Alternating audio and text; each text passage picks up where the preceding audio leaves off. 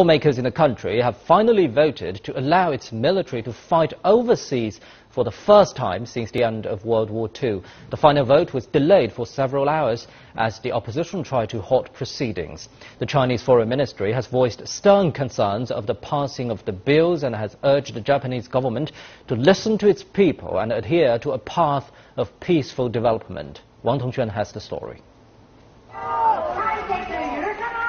The bills have sparked large public protests for months across Japan, but they were still passed as Abe's ruling coalition controls the House of Councillors. China's Ministry of Foreign Affairs posted a statement immediately after final vote, describing it as an unprecedented move since the Second World War. Even before the bills were passed, the ministry felt they could upset the peaceful dynamic of the region. Japan's Asian neighbours and the international community have been paying close attention on its moves in the aspect of military security due to historical reasons. We have noticed that in Japan there is a rising voice of protest against the new security bills.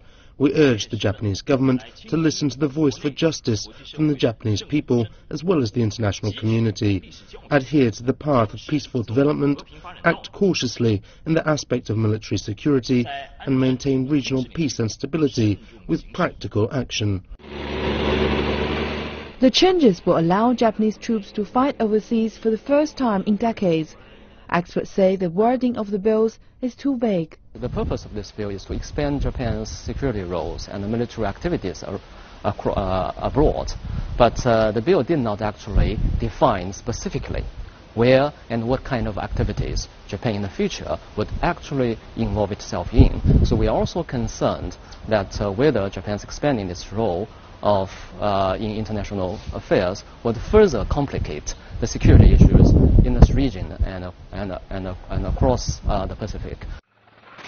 One bill permits the Self-Defense Force to provide logistical support for foreign militaries engaging in UN-backed operations, while the others will maintain security-related laws and remove various restrictions on the SDF's operations. The bills also grant the SDF the right of collective self-defense, which is the right to use force to aid an ally under attack, even if Japan itself is not. Ideologically, Abe represented the right-wing forces within the conservative camp.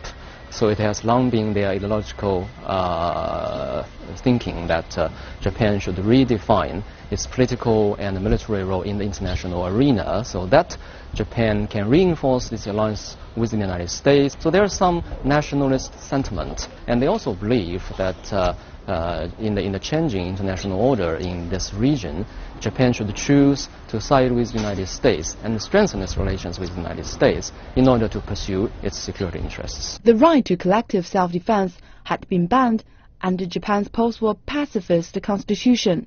But last year, Abe adopted a new reading of the constitution and got the ball rolling on pushing through changes. Many of Japan's legal scholars publicly say the bills are unconstitutional. China has consistently urged Japan to reflect on its history and take steps in the direction of reconciliation and deeper cooperation with its neighbors. Despite strong domestic opposition and criticism from within the region, many believe the passing of the bill will bring about a period of uncertainty.